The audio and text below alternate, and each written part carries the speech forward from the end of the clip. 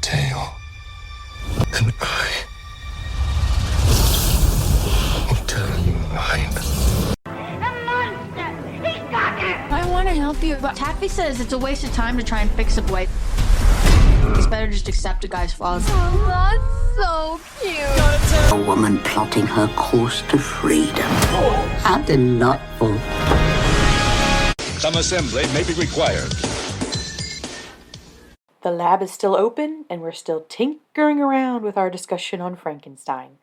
Welcome back to part 2, the part of the conversation where James Wright and I dig a little deeper into the portrayals of masculinity within these select few adaptations. If you like what you hear, do please consider subscribing and supporting the podcast. All the links you need to do so can be found within the link tree included in the show notes. Now, let's get to the exciting conclusion.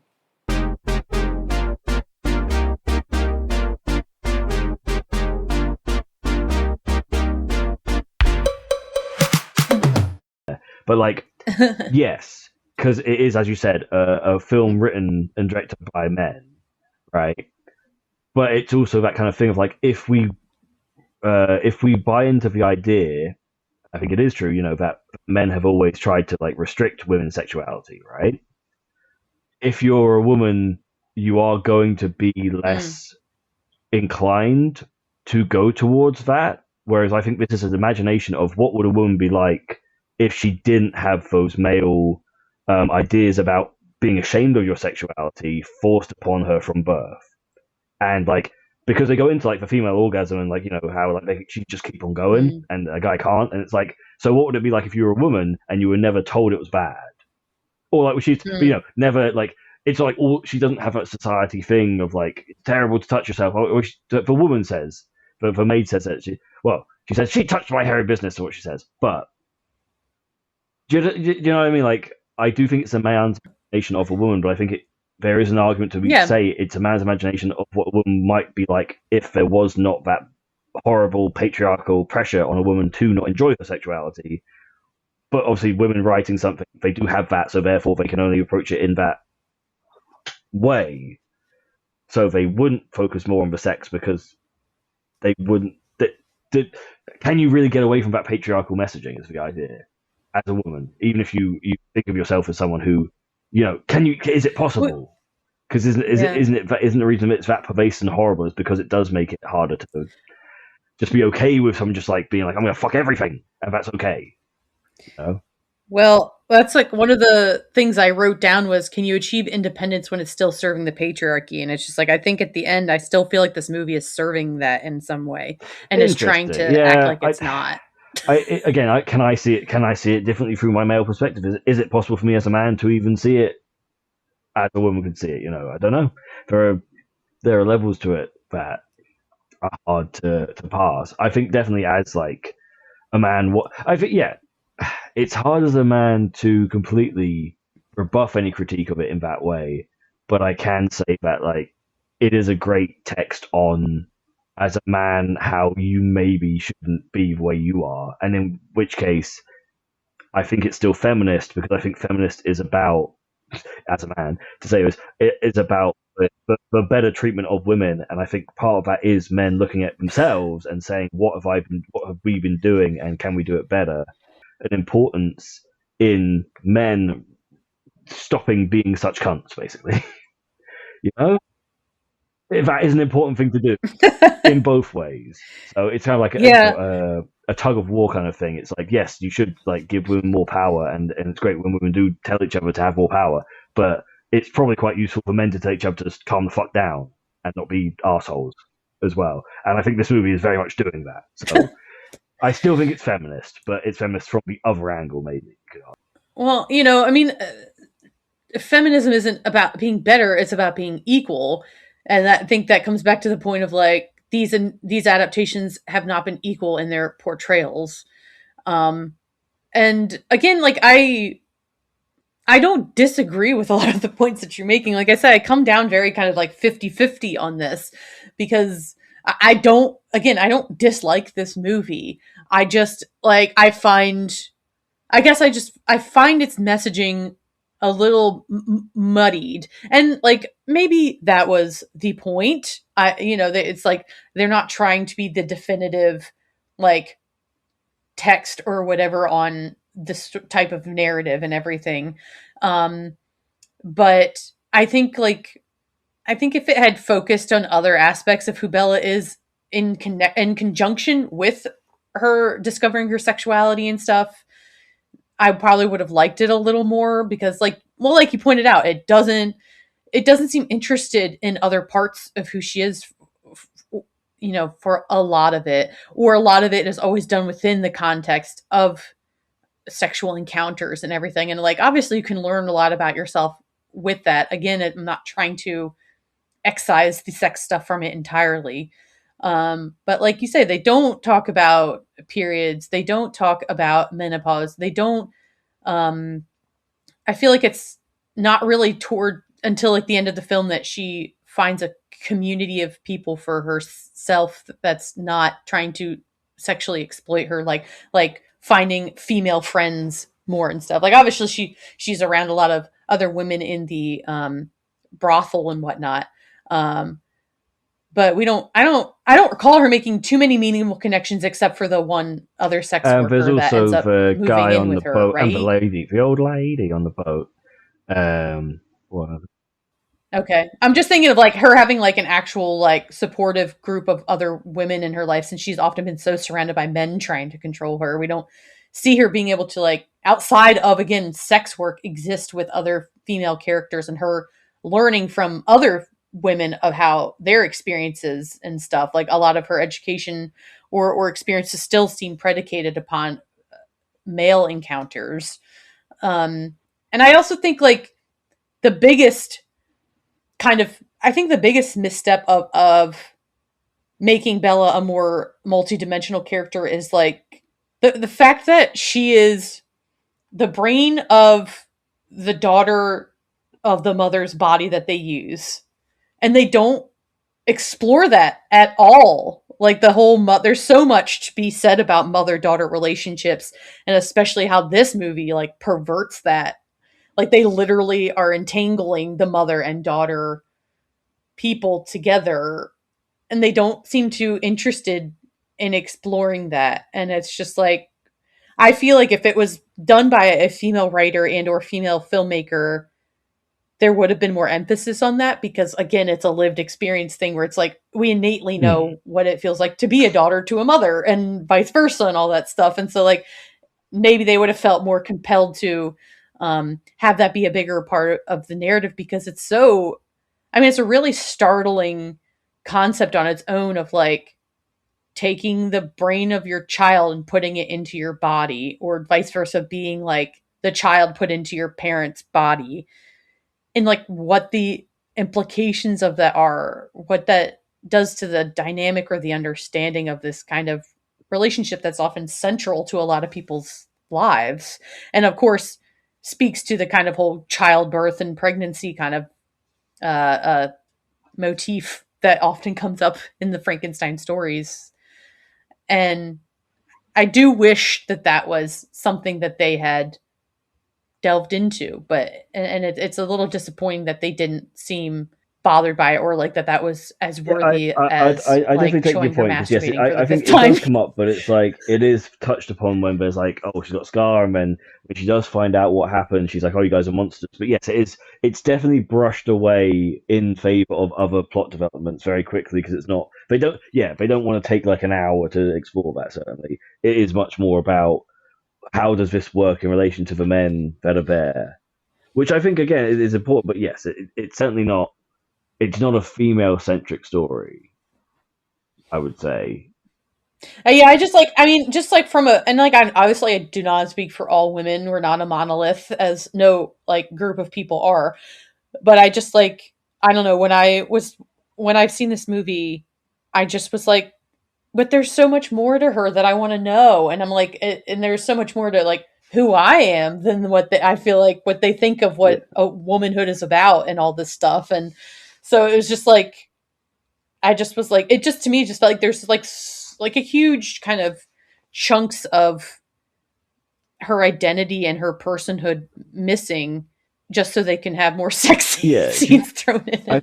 I think she definitely acts as a cipher for like male experiences, which is arguably a critical thing, definitely. But then I think it is also good that if you're a guy watching this, I think you would take lessons away from how you maybe have treated women in the past, and that in itself is helpful.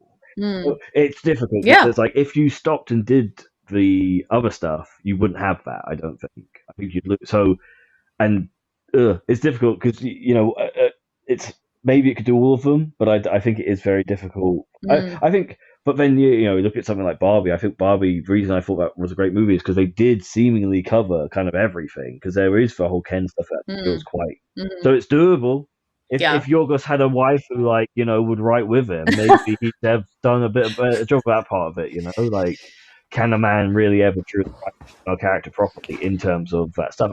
I don't like the idea that's like you have to have a woman in your life to achieve that, but I understand what you're saying. I suppose it's less that and more like with Del Toro's Frankenstein. When you are the guy writing, you will innately turn it towards your own issues and problems because you just can't.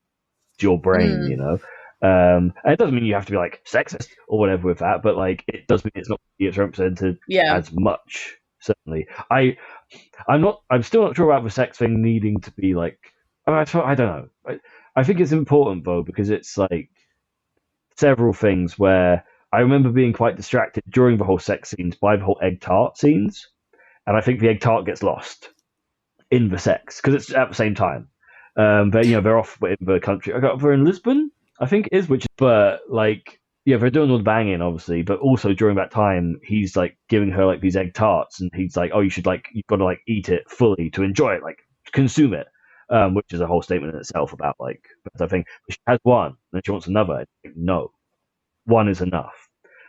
Which again, so I've been told no. So then they go back and they bang, and then when he's asleep, because that's when he says, oh, "I can't do any more of this. I've got to go to sleep." Like she exhausts him. She then goes out to get another one, and then she eats like 2 or 3, gets lost, and there's just a bit. They don't even really touch on it. She doesn't talk about it. She just throws up, sticks up the tart because one was enough. She had too many. She traversed the idea of like But she had to. But I think the point I'm trying to say is like, I think the film is trying to say, But then she's fine, and she says, "I was fine, and I'm here now, and let's bang again." And he's like, "No, you went out. How dare you?" And it's like, men have to learn how to just let people make their own, to women to make their own mistakes. Like maybe you were even right sometimes about that shit, but like you can't just tell someone no because they're just going to want to do it themselves, which leads to the whole like. The same thing with like why she's there banging him in the first place is because they talk about getting married to the assistant, which is a questionable thing, definitely. But then the whole point there is she's like, maybe we can have sex, and he's like, oh no, not till we're married. And it's like because you denied her the thing she wanted to do because you're saying it's wrong, and she goes off with this guy because of that. It's always little messages to men, I think, where it's like maybe you shouldn't try and control this person because they're even if you approach it from a very selfish means, the point is it's just going to come at you. It's just going to bite you back. You've just got to let people make their own mistakes, It's important. But yes, in terms of her own agency, it's telling men to give women their own agency, but it's not giving her own agency necessarily as a character to make that point.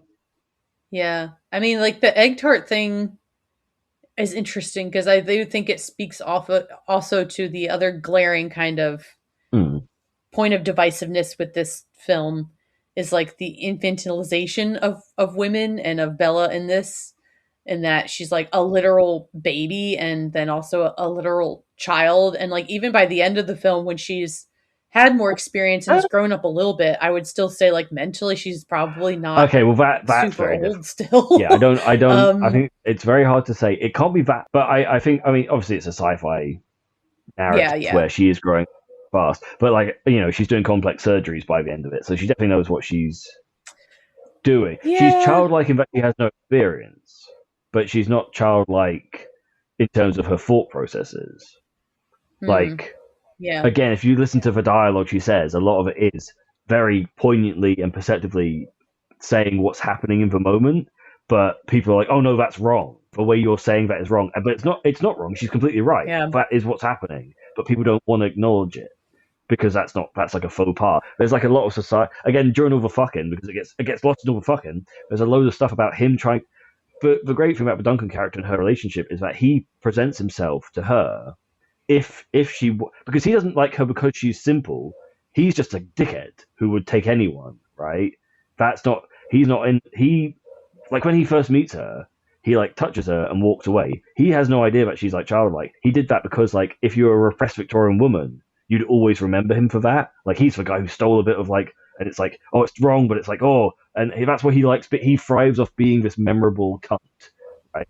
And so when he meets her, he like goes with him, but also is bored by him. He can't stand it. He goes mental. He literally is in an insane asylum by the end because he's not used to someone who doesn't buy into his bullshit, and she's not buying into bullshit because she's not impressed by the end of it. She's not even impressed by him in the start because again, if you listen to what she actually says, she's like, "I'm pretty sure he's going to hurt me. I'm pretty sure he's just doing it for sex, but I want to go because I want to know. I want to know the world." It's not even about him. It's not. She's like, "Oh, he's lovely, and I thought he was great, so I went." That's not what happened. But you can't get lost in it because you're just watching these people go to a place and bang all the time. Like, really, she knows exactly kind of what he's about.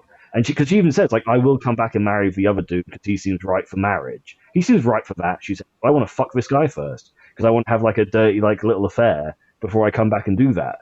It's very agency. It's very like, I know what I'm doing, all right? And then like the doctor, lets her go because he's like, I can't stop you.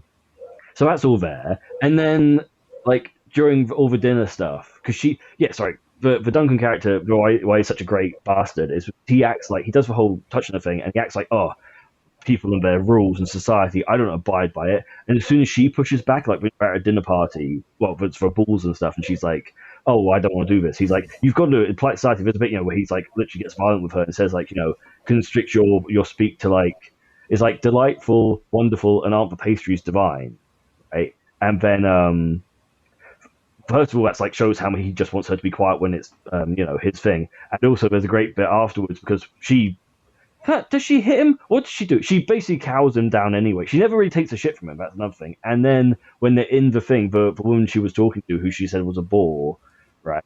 She says like, "Oh, my father like is really sick," and she just goes like, "Delightful, wonderful, aren't the pastries divine?" And it's just like kind of like he's embarrassed again by her doing the thing he told her to do, and all these little things about like societal expectations that this guy acts like he's like above, and he's clearly not above it.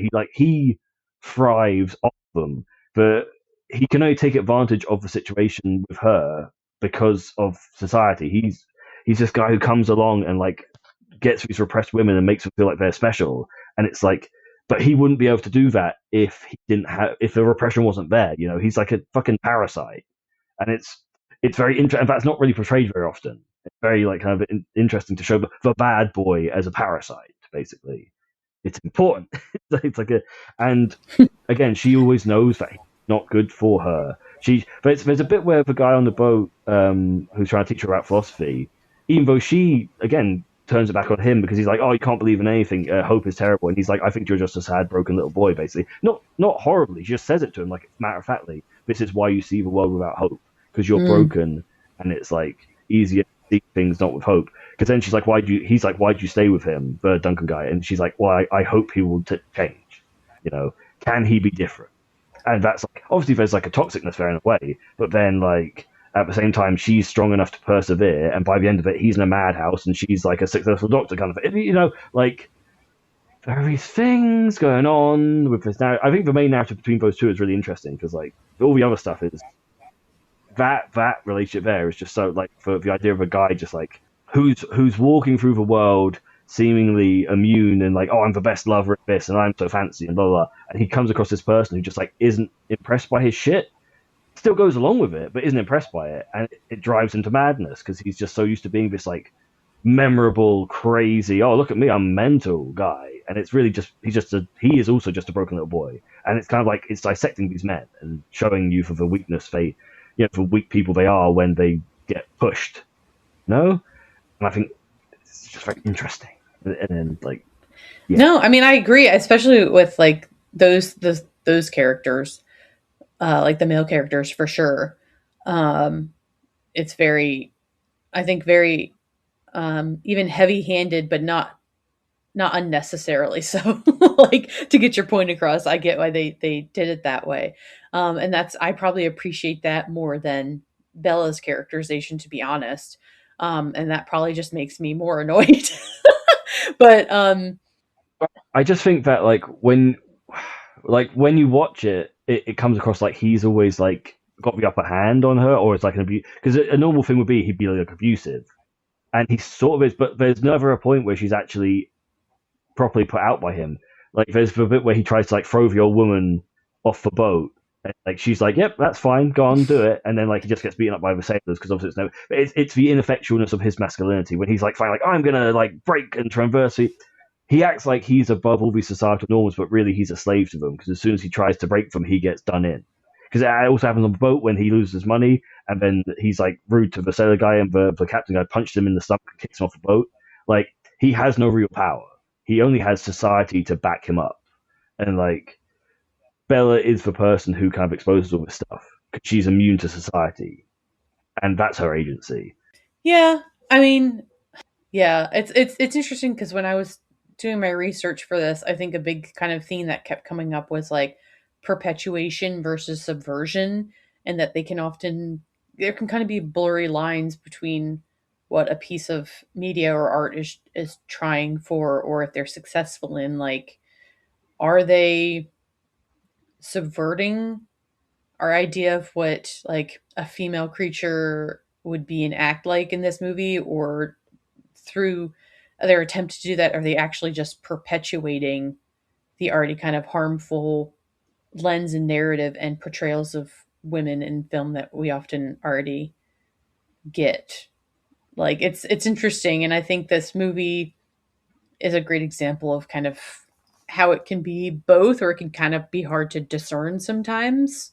But that is kind of, I don't know, that's kind of a take on it that I hadn't kind of considered before, kind of reading and watching about other people's opinions on it more. Is just this like, is it perpetuating or is it subverting? And I almost don't know if it's good. You can't, I mean, at least for me, that I can't really kind of like come down one way or the other on it. And I mean, it's nice to have something that I guess kind of has this middle ground to talk about, but it's also like, I don't know, is that a weakness in the storytelling as well for it not having, I don't know. I don't know. It's like it's good to let audience determine stuff for I think themselves as well. yeah, it's difficult because like I mean an offhand reading I've just come up with right on the spot. But I think when you have a female lead, it's natural to assume it's going to be a film about female issues. Mm-hmm. However, you could see it more as like it's a story about societal expectations and the reason he inverted the gender of Frankenstein's monster. Because go back to original Frankenstein, where he learns what it is to be a man through like the hut and like listening to stuff, and like, or the Bride of Frankenstein bit where he's like learns how to smoke and drink and stuff like that, and that's what being a man is apparently, or whatever, or being in society as a man. If your creature was a man, you kind of have to have him learn that at some point. Whereas if you make the creature a woman, maybe you can have an outside thing where she never has to abide by what it is to be a man. So it's like it's a film about being a man. The only way to really dissect that is by having the creature be a woman. So you don't have to fall into the general. Because if it was a man, it would just like, oh, he'd learned to be at some point a man, right? And you don't want that. You want to tell the story of a person who never learns to accept society's bullshit. And so maybe they were thinking like it's better to make them a woman for that reason, but they were never intending to actually dissect women's issues. You see, they just wanted to dissect men's issues, but it happened that the best way to do that was to make her a woman. So is that failing or not failing if that is the case? I think it's very good at dissecting male issues. It's a great movie at doing that. So yeah. I mean, and that's still using a woman as a tool, though, arguably, unfortunately, but it is also maybe more for story benefit than it is trying to exploit gender. This kind of like, the discussions around Duncan reminds me of a quote that I pulled from RogerEbert.com. It was written by Audrey Fox, and there was just like quite a succinct little line in there that stood out to me, and it just said, "In Duncan's perfect world, Bella would be exactly as immodest as it would take for her to have sex with him, and not an inch more." Yeah, that's definitely which true. I think is like speaks to what you were kind of describing with him, and like how he's someone that's used to getting his way, and he doesn't get his way, or he doesn't get his way with Bella, or it kind of unravels in a way that he doesn't have control over anymore. And so, like you say, he literally loses his mind and doesn't know how to cope with that. Yeah, because if Bella was a traditional, I mean, we don't think it's Victorian. For time, it's a bit dodgy, but let's say Victorian woman, like just being whisked away to a vacation and being banged a couple of times would be like this insane thing. But she'd be so like, oh my god, that's so overwhelmingly crazy. That's like my fantasy, that he wouldn't have to do anything else. But because he's encountered this person that doesn't have any perception of that but her expectations aren't lower because she doesn't have expectations. But instead of being like no expectations, it's like no, she has all the expectations, something you can't even meet, mate. And it's like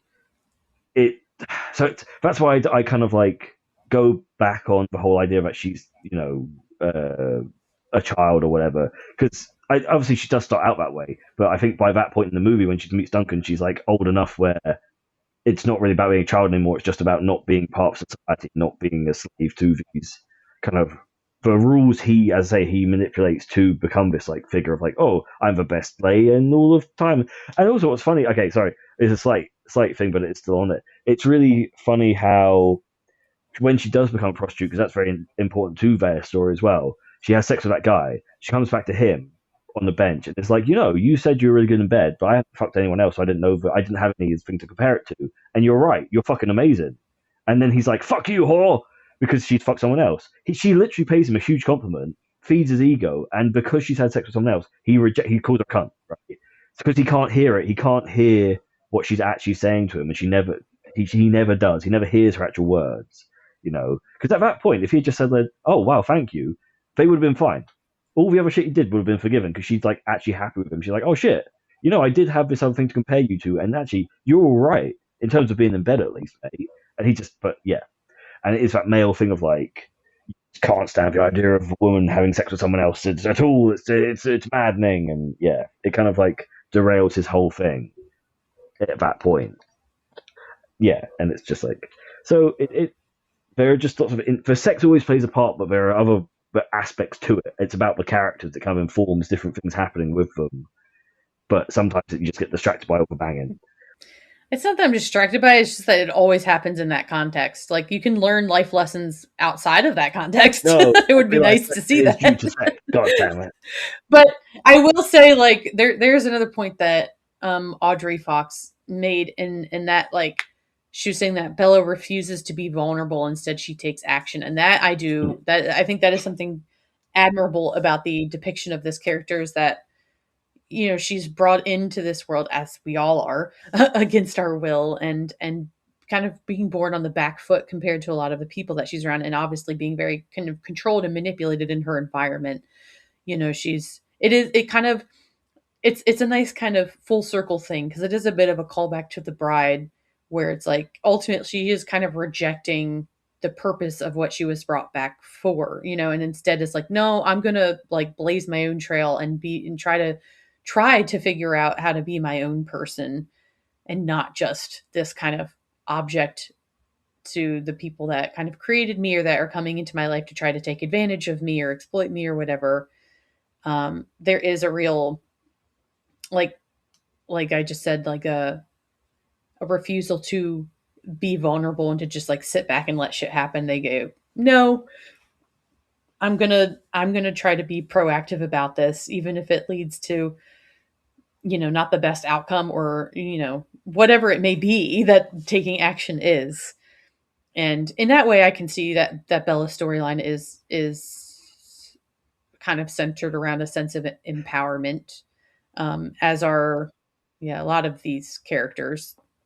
Well, I think it also, like, when you take it away from the term sex and more think of it in terms of the physical, because it's like she was born from such a weird physical perversion of like a baby going into a mother's head, right? And then like she has all these like discoveries about our physical, like the sexual things, but also at the same time it's about the anatomy, about how her father, but the doctor who acts as her father is all about like manipulating these things to make them weird, and like how in the end she inherits his surgery because she gains mastery of it, and at the same time the sex thing when she's discovering all that. by the end, the last kind of like scene of the prostitution is her like having sex with the like French dad who's trying to instruct his boys. And then she's like, well, actually, how you do this is you do this, and if you do this, he'll ejaculate because he's having trouble ejaculating. He'll ejaculate. So she's teaching them, even though it's weird. It's a weird perversion of it, but she is teaching. She's become the teacher, and then she goes back to London and becomes the medical teacher. She becomes the doctor herself. So she's born of these weird physical experiments with the body, but through experience, she learns and she becomes the teacher. You know, that is her art. Like she masters what she's given, and then becomes like someone who can pass it on to someone else, rather than who she was at the start, which was a woman trapped who kills herself. Like she jumps into a river because of her controlling husband, and like so again, it's this whole thing of like that Bella or whoever she was not equipped. She was not equipped to deal with the world, the society that had shackled her. She just killed herself instead. Whereas this new Bella, who doesn't have the shackled society, learned all this stuff, even is confronted with the husband, who is like the worst. Because I did a little chart of like how throughout the film there's all these different people trying to control her. And at the start, it's like these scientists who are like, no, don't do that, and like they tell her no, and they end up chloroforming her, which is terrible. But that's like it's a level. And then there's the Duncan guy who like is a little bit abusive and shouty, but ultimately ineffectual and weak.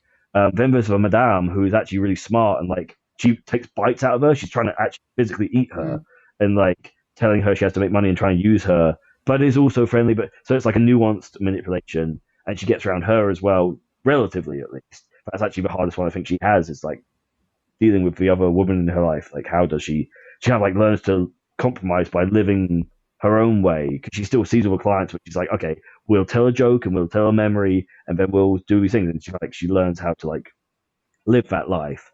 But then she's confronted with a husband who is the worst one, where they show him like pulling guns on people for fun, and like he's literally going to castrate her by the end of it. He's like, well, she's going against me, she's mine. I'm going to chop her, like to remove her bits. He says, I'm going to remove your vagina and then put a child in you, which confuses me. Or look like I suppose the idea is they're taking away any idea of pleasure and just using her as a womb. And again, she gets out of that by like throwing the drugged cocktail he has for her in his face, and then like turning him into a goat, which is really fun. That guy can act like a goat more than anyone. I've never seen a shot cut to him as a goat and be like, that's a goat, that is, like straight away. I've never seen a man act like a goat so well. The eyes, the vacancy in the eyes is crazy. But like the version of her in the start could have never done that to him. She had to kill herself. So this version is so much better and like has gained mastery over this guy. So there's all these things going on. So you do support suicide? Only if it leads to you being reborn as another you, which is why I said that's what Lisa Frankenstein did. Yes, and that's why I said it's fine if it's a gender identity thing, because then yes, she's being reborn, and that's fine. Just being a little shit. Right. But ideally, a woman wouldn't have to do all that stuff. You wouldn't have to go through this whole weird experiment thing where you become your own mother and child, and like have to go on this huge jet-setting adventure around the world. It would just be that way to begin with. You wouldn't have to have any of this stuff. But like men, basically. I think we've kind of gotten to the heart of most of. Well, just to punctuate the horribleness of the guy, I just want to do the quotes I wrote down about some of the things he said. Like, there's a bit where she hears that. Okay, wait, sorry, there's loads of quotes I just written down. Actually, Jesus, I didn't realize there were so many. Because there's a whole exchange between them at the dinner table when she's at his place. Where like she's saying how she kind of like he's saying that she's got amnesia because he won't listen to her again. None of these men listen to her ever. All of the men she's like has romantic. How about that? It's almost like that's what happens all the time in real life. Well, exactly. Yeah, that's why I really like it, because at least even though it is written by men, it's not exactly generous to men, because all the male characters are bar the Doctor Willem Dafoe just about. No, he's fucked up too. Is the Doctor's name. It's like yeah, exactly. Well, that's what I was saying. Like, so I'll go into that bit before the wedding, right? They're walking together. She's now the Doctor because the Dafoe guy is like dying. He gives her the surgery. they're walking together in the woods and talking about their like getting married thing, and she says to him, "I'm enjoying this practical love we have," and he says back, "I will assure you, mine is also passionate." And it's like she knows what it is. She knows it's like she was said from before she went off with Ruffalo. She was like, "Look, the marriage thing with him. I think it's probably right to do at some point, but like whatever." And he's like, "No, I can be everything." It's like you can't be. Just accept who you are and move on, dickhead. But he just wants to be this like he wants to be everything for he's never going to be, and he needs to like face that himself. But then like yeah, when she's with the husband, he's talking about like what they shared together, and then he does like these horrible pranks, and she's like, "Oh, we shared a love of cruelty," and then he's like, yeah, says that she's got amnesia and that she shouldn't leave because again, trying to trap her again, and she says, "I will leave at my leisure, and I'm flattered, but I am flattered by your desire to trap me. You are not the first," she said, and then he says that I'll shoot you in the fucking head if you try to leave. And then she says, "The front or the back?" And he says, "The back, of course, to make sure you were leaving and that I was not being rash." It's just horrible. See, it's great. It's like such a good because she's so calm and she's like because she's not phased, but he is like so it's because he's also just being jovial as well. He's not angry. He's just like, "This is why I'll shoot in the back of the head." Is the calmness of both of them is like really scary. And then he's like, pointing a load of guns at people. And then he says to get rid of the whole infernal package when he's talking about castrating her. And then there's the bit where she confronts him and says, "I'm going to leave." And he says, "Adorable idea. Unfortunately, my darling, my life is dedicated to taking territory. You are mine, and that is the long and short of it." Because he's not going to let her go. And then he says, "The root of the problem is between your legs." As he's going to castrate, which is like horrible. And then he says, "They talk and talk, and yet at some point there is nothing left but to pull a gun. That is the way with women." And then he pulls the gun. Because she's just trying to say, like, I just want to leave. The whole time she's saying that, he's just like, yeah.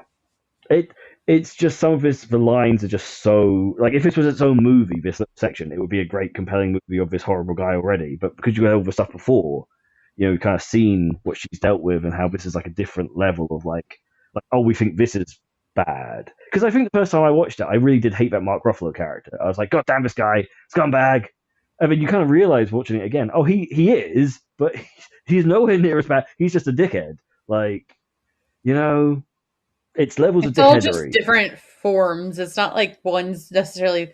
I mean, you say one's worse than the other, but like all of it is abusive. All of it is exploitative. All of it is sexist and just like hatred incarnate. And it's like he'd rather torture this poor woman than let her leave. Like it's like what? Like it's just like the whole kind of possession and ownership thing, and not seeing someone as a person, but like as he phrased it, a territory, a piece of property.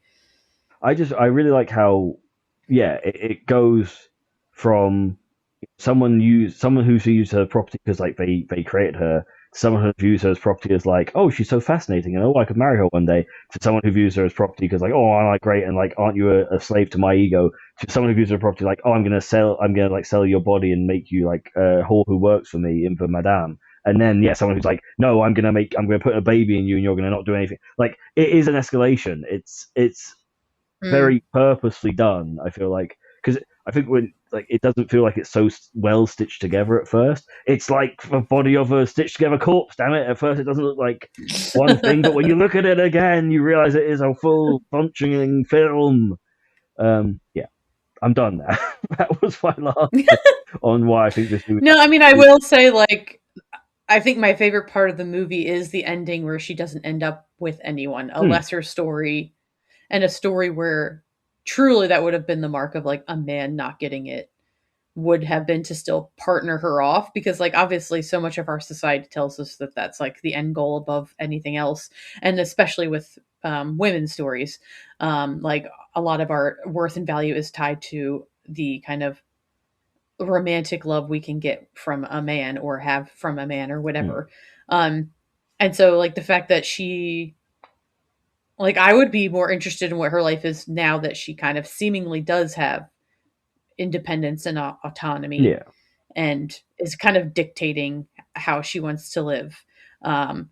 Like, I don't necessarily see the movie we get as being like a story of independence. I see it as someone trying to gain that, and then at the end is where like maybe she actually gets like true independence. But it's like I just really appreciate, and I do think it is a little more feminist that she ends up like surrounding herself with the people she wants to be surrounded by, and living in a way that she wants to live, and obviously, you know, doing the type of work she wants to be doing. And I think that's like that's more empowering than like 9/10 of the rest of the film for me personally. So like I do really I think it kind of it does nail it at the end there, in my opinion. There's also an interesting idea about like her and the friend she meets in the brothel. They do fuck as well, but it's not like she's just never trying to own her, so it doesn't have to be resolved because there's no resolution that needs to come for it. Because it's like, wait, fuck, what do you want? It doesn't have to. It's fucking without. Like they've figured out an arrangement that works for them, and it's like it's fine.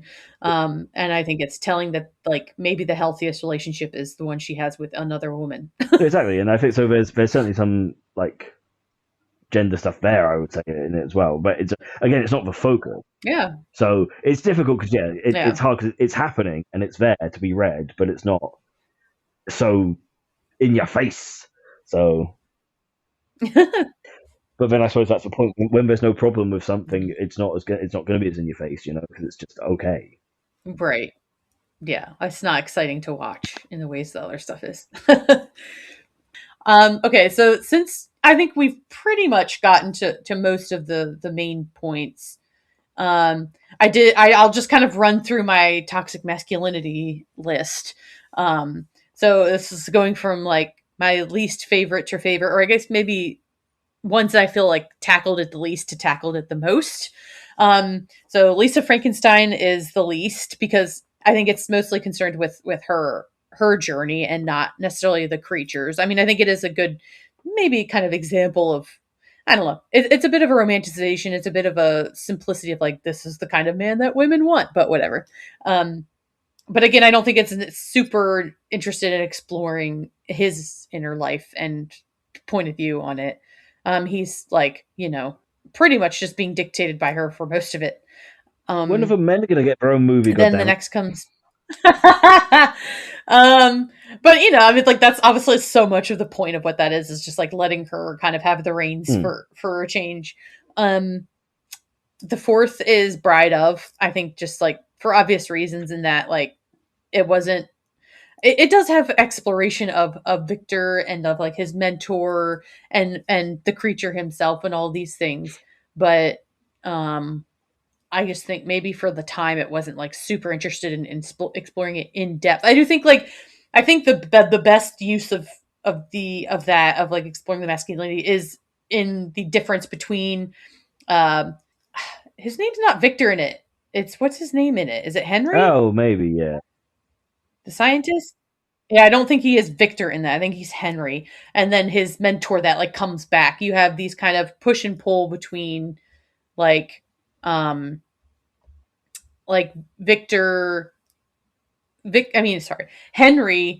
over the course of it kind of learns and does kind of pull back from the brink, so to speak, in a certain way. Whereas Pretorius, his mentor that comes there, doesn't, and he just wants to go full steam. He wants to kind of just dominate and annihilate, whereas Henry is kind of softening on that and starting to kind of see the error of his ways. And I think that's the biggest, you know, exploration of masculinity in that. But, you know, for it coming out in the time that it is, I don't expect it to be as nuanced as some of the other takes we've gotten. You will disagree with my top two. Oh no. I have Poor Things at 2. Toxic. In that, like, literally just go over everything else. Like, people just re-listen to everything that you mentioned about all the male characters in it. It's like very much the male characters are being used to illustrate. Well, even the female character for Madame, like, cause I had again a quote that I wanted to give for her actually is when Emma Stone's character Bella, like, she questions the whole system of prostitution and like, why are the men picking us and why can't we pick them? Because surely that would make you feel good because I've picked you to a client, right? That's when she takes her to a back room and like bites her first of all, and then she says, oh, you're an idealist like me. How delightful you are. But we must give in to the demands of the world sometimes. Grapple with it. Try to defeat it. But some men enjoy that you don't like it. And we must work. We must make money. And it's that idea of like, she knows that some men like that you're being just, want you to suffer and want you to hurt and want you to not like them. Basically rape, obviously. And she's like, well, but yeah, that's part of it. That's part of your job is to be raped, basically what she's saying to her, which is fucked. And it's like, that's such a... internalized misogyny is thing. It's all still perpetuating patriarchy. So it is very much like, she might as well just been like, that's not the point. The point isn't for you to choose. It's because they want to have the power over you. Yeah. So boop, get on with it. And also I'm going to try and eat you because I'm jealous of your youth and your idealism, but I also think I want to crush it, but also I'm trying to support you. It's confusing.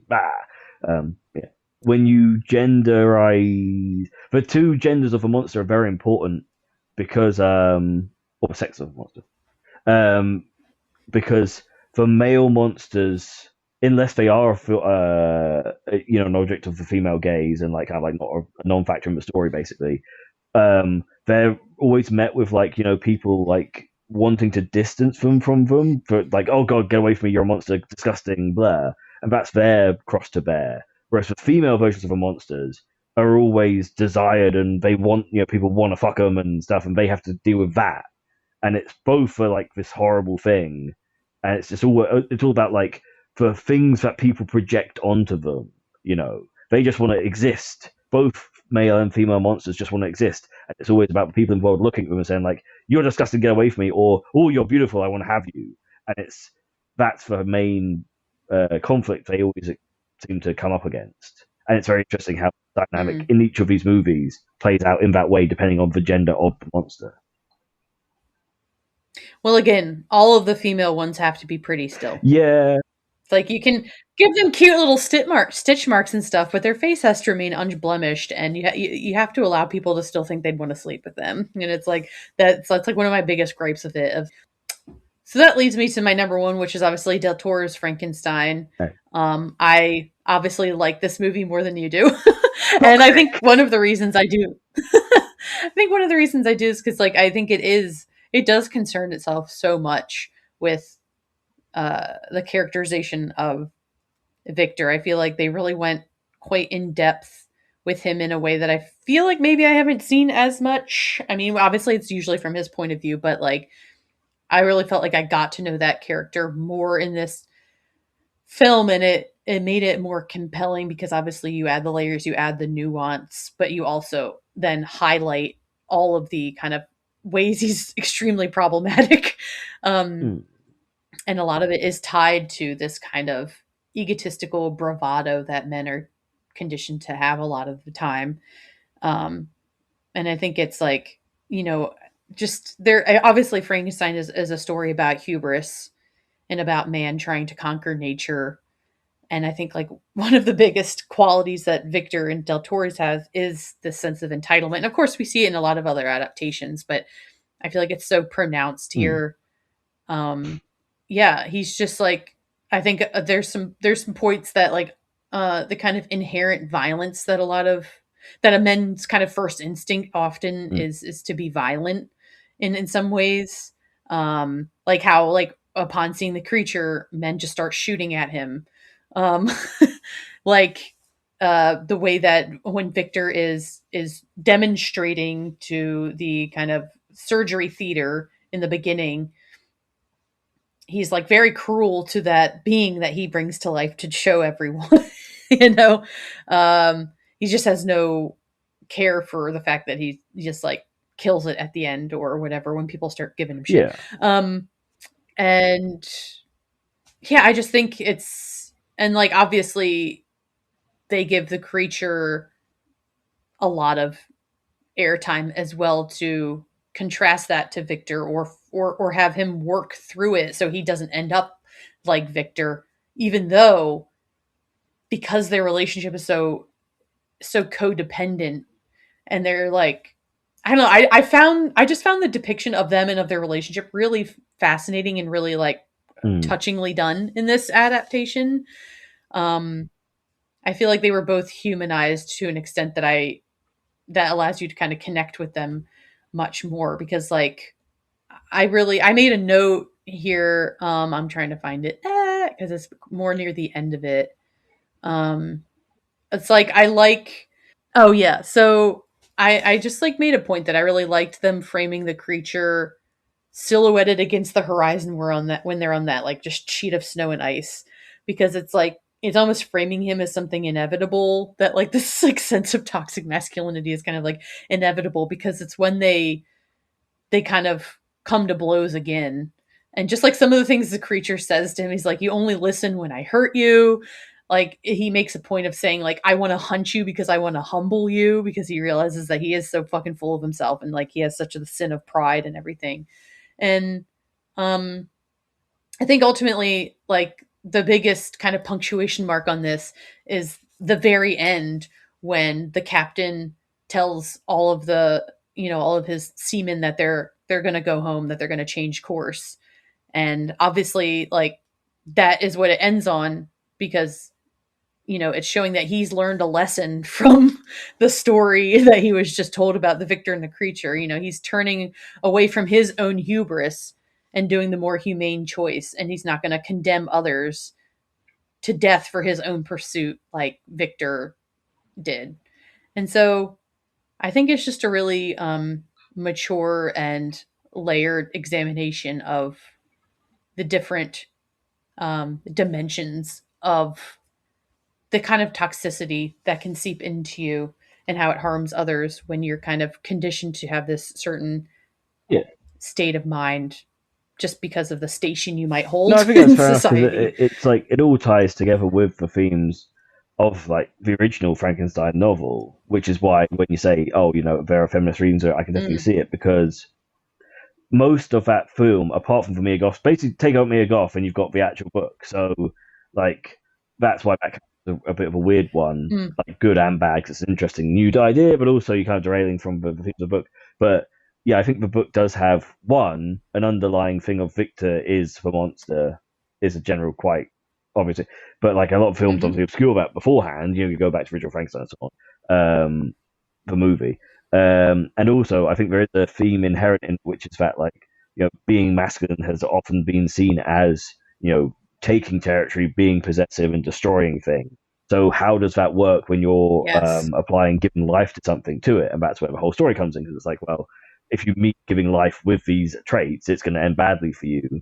And yeah, then obviously it's learning to not be like that. And Del Toro obviously adds that little code a bit, which I really do like that. But yeah, the ship and the captain turning back, because that's the point, is to learn. That's what the story's trying. I mean, you could argue it's smacking you over the head with it, but I think a lot of people need to be smacked over the head with it. So, if it needs to be done, is it really a problem? I mean, yeah. So I do like it for that reason. Yeah, that it's kind of saying that you have to find this other way to like view life if you do have these horrible ideas about like taking territory and all that stuff. And I think Poor Things is saying the same thing, honestly. So therefore, it's like all these stories do kind of have. I mean, even Frankenhooker to an extent is saying that, because it's like, hey, if you fuck about, you end up in the body of a prosy or whatever. But like, it's that's the least. But yeah. My favorite line from Del Toro's one, and I don't know if it's actually from the book or not, but it's one that I kind of just instantly globbed onto, is it's when the creature introduces that concept of like, I want a companion. And then in the movie, he's confronted on the wedding night of Victor's brother. And, he says, if you are not to afford me love, then I will indulge in rage. And I kind of feel like that says it all, because it's like, if you don't let someone connect with the softer side of themselves, make those deep connections with other people, foster that side of themselves, then all you are going to get is this rageful, vengeful, violent thing. And it's like that so often is still what kind of men get conditioned with, for better or worse, intentionally or not, is just like slowly over the course of their life, they're stripped from emotional intelligence You can't cry, you can't show your feelings, you can't like this sort of thing because that's girly and you might be gay or like, and it's like if you're not allowing someone to have that kind of love and softness in their life, then the outcome is going to be rage and hate and like just all of the dark things. And so I just think that's another good lesson and takeaway from this, and just kind of sums up the kind of dichotomy going on between the two, and honestly that the creature is kind of trying to teach Victor something himself from the way that he's been treated by Victor and the way that he's been treated by others. Yeah, wait, we were going to go over whether. Well, Yeah. I think we got through all of it, and we're Well, we're like, yeah, Oh, so like yes. Bride of Frankenstein, the bride and Frankenstein died, but Victor and his wife survived. Frankenhooker, they both technically were still alive at the end of that, but dead. I feel like she would just be her plaything. I don't know. I like to think he just embraces being a lady now and is running with it and everything and is more enlightened because of it. But I think more so if they're just kind of like locked in this kind of toxic thing of him bitching and moaning about it and her putting him into his place. I don't know. I mean, that whole movie didn't make sense because it was like for Frankenhooker before the like really shocking didn't seem to like had like body Yeah. like we'll keep repeating phrases. You of want the a party? It didn't make like why would you because you got someone's torso you. Yeah, it didn't. It was funny, but it didn't like make a sense. And Lisa Frankenstein, there, she's dead. So she's dead and he's alive, which is a reversal of kind of like the story. And Del Toro's the monster's still alive, but yeah, it's like we were kind of like talking about this, where it's like you're saying, who? Oh no, he kills himself, doesn't he? Does he? No, Frankenstein, the monster. No, he kills Victor, or Victor dies. Like he basically, yeah. No, Victor dies, but then he I think can't he was die. like, "I'm going to kill myself." Wasn't he? I know, but wasn't he like, No. "I'm done"? Yes, he leaves. I think the point is now that Victor is dead, he can let it go. Like the whole point of that scene is like he forgives him. Like Victor can't die until he's forgiven by him, and the creature can't let him go until he forgives and Victor moves. Like it literally takes Victor dying to kind of let him move on. So like, but we were talking about, because you were like saying how like the creature's just kind of always doomed to see like the worst in life and all this stuff or whatever. But I think Del Toro, the last little teensy bit of it, I think is kind of rebuking that a little bit, because he like goes out back onto like the ice field and the sun's coming up and he kind of lets himself lean into the sunlight, and that mimics a scene from earlier when he first comes alive and he's walks into Victor's bedroom and Victor wakes up and Victor opens the curtains or whatever and the sun comes in and he recoils at it thinking it's bad, and Victor's like, no, this is good, this is life and everything. And like, so I think that's just Victor, I mean the creature fully understanding and embracing he's literally turning towards the light, you know what I mean? So I think it ends on a little bit more of an optimistic, positive note for him. Will he find a companion? I don't really know, but I do think like they do give him back a little bit of hope and dignity at the end there of I do think he's kind of laying down the fight and it's kind of like, okay, where do I go from here? And it doesn't have to be as bad as where I've come from. No cliffhanger this time, guys. I promise. The monsters have truly been mashed. I do hope you enjoy these 2 whopping episodes as much as I have enjoyed making them. Always remember to check out the episode notes. That is where I link to my guests' work and all the ways you can get involved with the podcast. Listening, subscribing, sharing, any or all of these helps so much to keep this going. And if you're interested in checking out any of my research sources, go to the pod's official site. All my thanks, and until next time.